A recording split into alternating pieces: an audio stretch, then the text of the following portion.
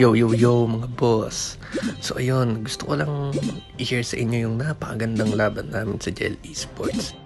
At eto na nga yung naging score namin sa laban namin. Good game pala sa Gel Esports. Grabe, sobrang solid ng laban natin guys. So ngayon, isi-share ko sa inyo yung attack ko. At ang attack na gamit ko dito ay Zap Lalo. So ang plano ko dito ay izazap ko yung Rage Tower, Invi saka Ricochet Cannon.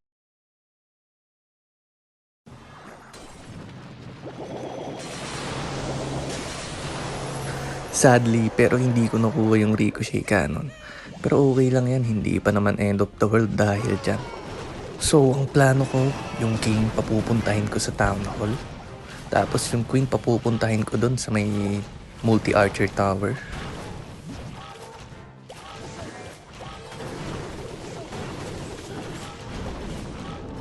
So, habang inaantay natin yung value na gusto natin sa hero dive natin or sa tinatawag na Sui, relax muna tayo.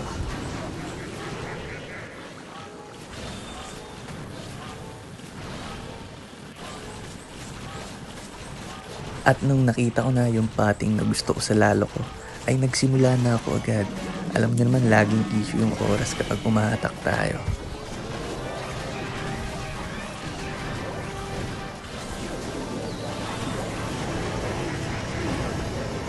So dito naman ay dance time na ng lalo. Kumbaga ito show time sa kanila. Kaya mag all out na tayo.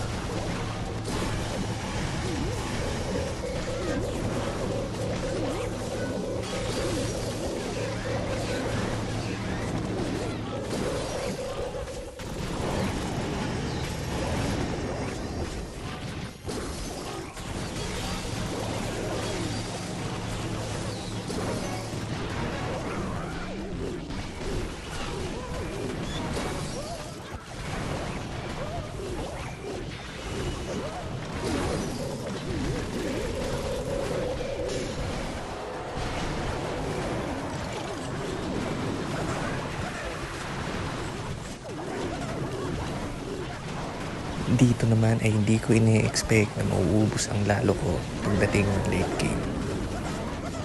So ang masasabi ko lang, maganda ang pagkaka-build sa base ni Engineer Prince. Sobrang solid pre, nahirapan yung lalo ko doon, grabe.